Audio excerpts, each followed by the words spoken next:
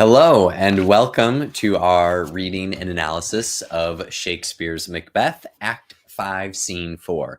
Very short scene today, not the shortest in the act, believe it or not, but a very short scene. Only one new character, which is young Seward, or Seward's son. And Seward is one of the generals leading the English forces, along with Malcolm and the rebellious Thanes, all of whom are fighting against Macbeth. So young Seward, pretty easy to figure out who he is. And yeah, it's a really, really short scene, but there's one crucial detail that you need to catch in order to understand the end of the play. So let's make sure we cover that before we scooch on through to scene 5. Okay, so Malcolm says to everyone, "Cousins, I hope the days are near at hand that chambers will be safe."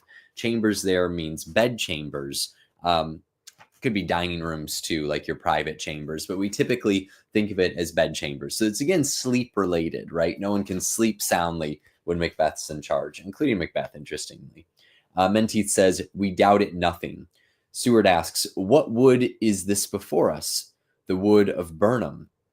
So Malcolm's order here, this is the important part. Malcolm says, "Let every soldier hew him down a bough and bear it before him."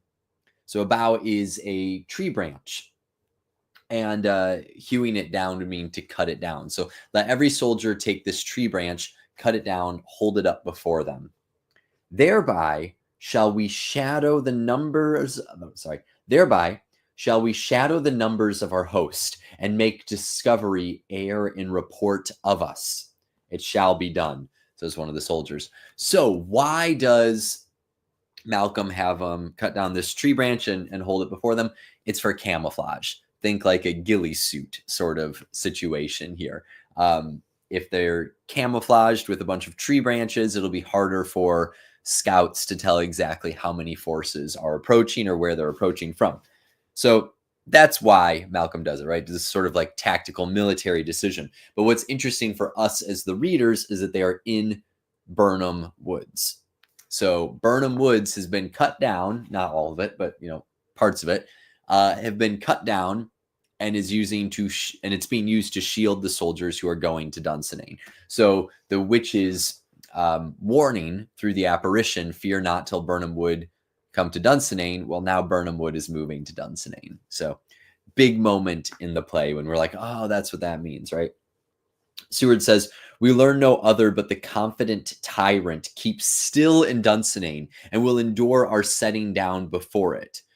'Tis his main hope," says Malcolm. So they know that Macbeth is fortifying himself in the castle and he's going to stay there. And Malcolm says that is his best hope, right? If you have a giant castle, now's the time to use it. You have an invading army and rebellious army at your doorstep.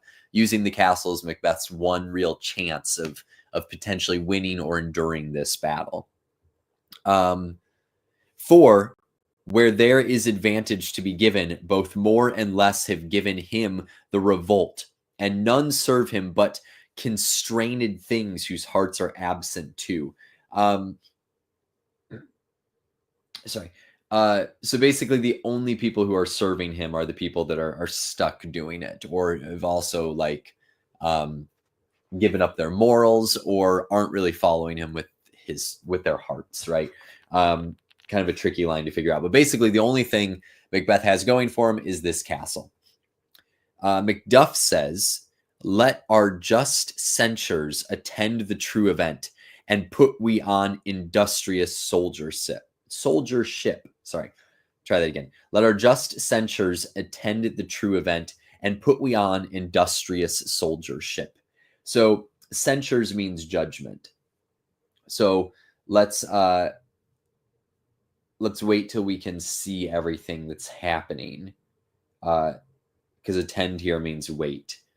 So let our just judgment wait until the true events happen, and then we put on industrious soldiership, right? So holding for a little bit until seeing exactly how everything plays out before going forward. Seward says, "The time approaches that will with due decision make us know what we shall say we have and what we owe. Thoughts speculative, their unsure hopes relate, but certain issue strokes must arbitrate, towards which advance the war. So certain issues strokes must arbitrate means the definite outcome must be decided by combat, by fighting. So he says, time to back that up a little bit. The time approaches that will with due decision make us know what we shall say we have and what we owe. Basically, we're going to figure out what we're made of. Do we have the courage we claim to have, or are we found lacking in it and owe ourselves courage or owe someone else courage? Because everyone's going to be put to the test. It's the time for talk is done. Basically, the time for fighting is here in the play. And that is scene 4. I almost can't. I feel like I was making a lot of reading mistakes today. And it's because I'm not even warmed up. This scene is done and my voice is still getting warmed up. But that's Act 5 for you. The next scene, I believe the next scene is the slightly longer one. It is. Scene 5 is a little bit longer. Very famous speech in it, which we'll see when we get there. And then scene 6 and 7 are both really, really short. I think 6 is the shortest in the play. And then 8 is a little bit longer, but it's the end of the play. So we're almost at the end of the play. If you're reading it on your own, keep up the great work. Keep going. And if you're watching this right as I'm live streaming it or right after it comes out, know that you can hop on over to Patreon and vote on our next live stream for the month of July. It's going to either be Hamlet, A Midsummer Night's Dream, Antigone, or Pygmalion. So right now there's no votes. So $1 to become a patron, and you can potentially decide the next stream. But anyway, thank you so much for watching. If you're interested in field notes, there's a discount code in the description down below, and I will see you in the next scene. Happy reading.